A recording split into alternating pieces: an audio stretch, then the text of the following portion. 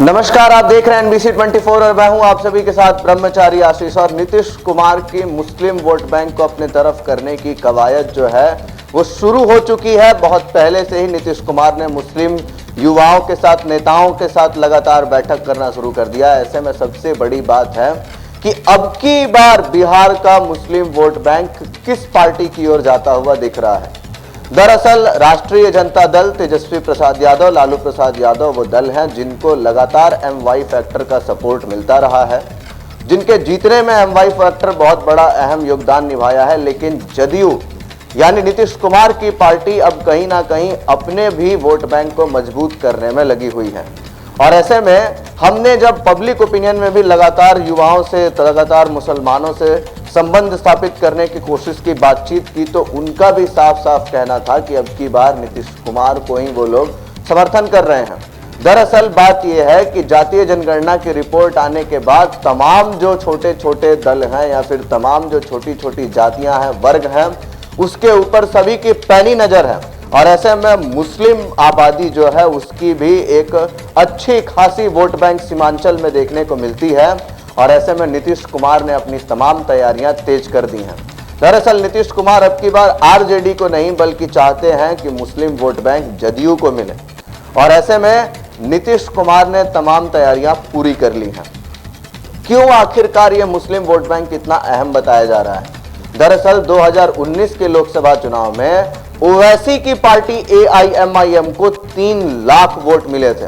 ये अपने आप में एक बहुत बड़ी बात है। जिस तरीके से ओवैसी की पार्टी मुस्लिम वोट बैंक को अपनी तरफ करने में या मुस्लिम ध्रुवीकरण में कहीं ना कहीं कारगर साबित हो रही है, तो ऐसे में नीतीश कुमार को लगता है कि AIMIM वोट कटवा का काम कर रही है। तो जिसको देखते हुए लगातार नीतीश कुमार ने मुस्लिम लोगों से अपनी जो संबंध है वो स्थापित करने शुरू कर दिए हैं।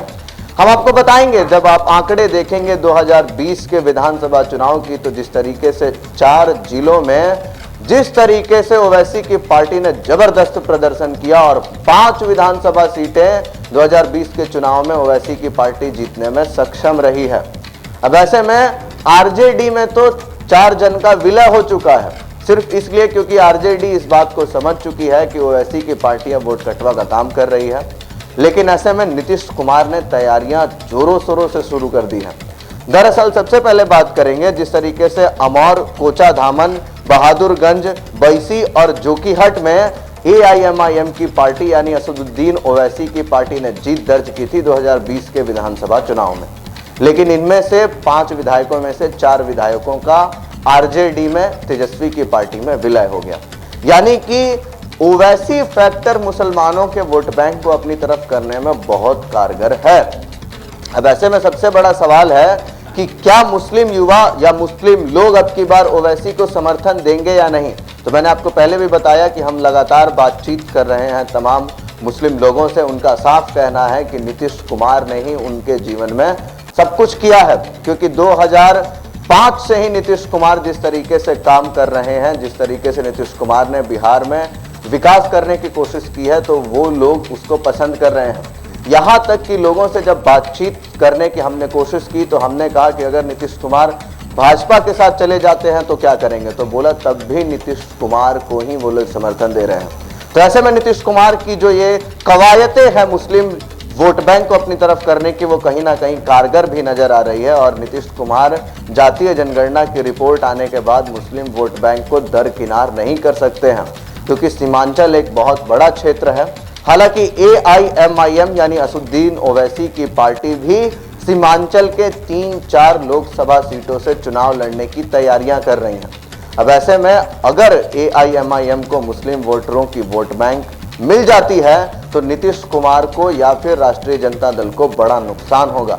और AIMIM कोई कमजोर पार्टी अब रही नहीं, क्योंकि आप जानते हैं कि जब राजनीति का समय आता है, जब चुनाव का समय आता है, तो ध्रुवीकरण किस तरीके से काम करने लगता है।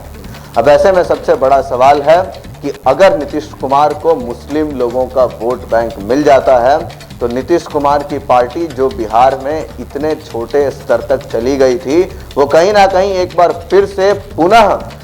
बार फिर से बड़े भाई की भूमिका में आ सकती है, या फिर कह सके तो एक बार खुद को मजबूत करने में लगी हुई है नीतीश कुमार तमाम नीतीश कुमार की वो नीतियां, वो तमाम चीज़ें जो है वो काम कर रही हैं और नीतीश कुमार के मन में ये इच्छा भी है कि आखिरकार उनकी पार्टी को ही एक बार फिर से मुसलमान जो है वो समर्थन दे। अब ऐसे में सबसे बड़ा सवाल है कि क्या मुस्लिम वोट बैंक, नीतीश कुमार मुस्लिम वोट बैंक में सेंध मारने में सफल हो पाएंगे? क्योंकि उधर तेजस्वी प्रसाद यादव और लालू प्रसाद यादव की पार्टी राष्ट्रीय जनता दल बहुत पहले से ही MY फैक्टर पर ही जीतते आ रही है। इधर ओवैसी भी अपने मुंह बा करके बैठे हैं, खड़े हैं जिस तरीके से कि उनको कुछ ना कुछ बड़ी मछली हाथ लग जाए। लेकिन ऐसे में सबसे बड़ा सवाल कि सबसे पहली कवायद जो शुरू की गई है वो नीतीश कुमार के द्वारा शुरू की गई है और ऐसे में लोगों के बीच भी कहीं ना कहीं जब हमने बातचीत करने की कोशिश की, आप देखेंगे हमारे पब्लिक ओपिनियन को वीडियो में जा करके, तो लोगों का साफ स्पष्ट कहना है कि ओवैसी जो है वो कहीं ना कहीं चालबाजी कर रहे हैं, कहीं ना कहीं भाजपा का मदद करने की कोशिश कर रहे हैं, उनको कोई वोट नहीं देगा अब की बार नीतीश कुमार। तो यानी कि नीतीश कुमार की ये कवायद सफल होती हुई नजर आ रही है। अब देखना होगा कि जब चुनाव होते हैं तो क्या नीतीश कुमार को मुस्लिम सपोर्ट करते हैं या नहीं, समर्थन देते हैं कि नहीं, या फिर से एक बार कोर वोट बैंक राजद के बन करके वो लोग रह जाते हैं, या फिर AIMIM बड़ी मछली जो है कहीं ना कहीं उसके फिराक में बैठी है, ताक में बैठी है कुछ बड़ा करने के लिए, वो सफल हो पाती है क्या?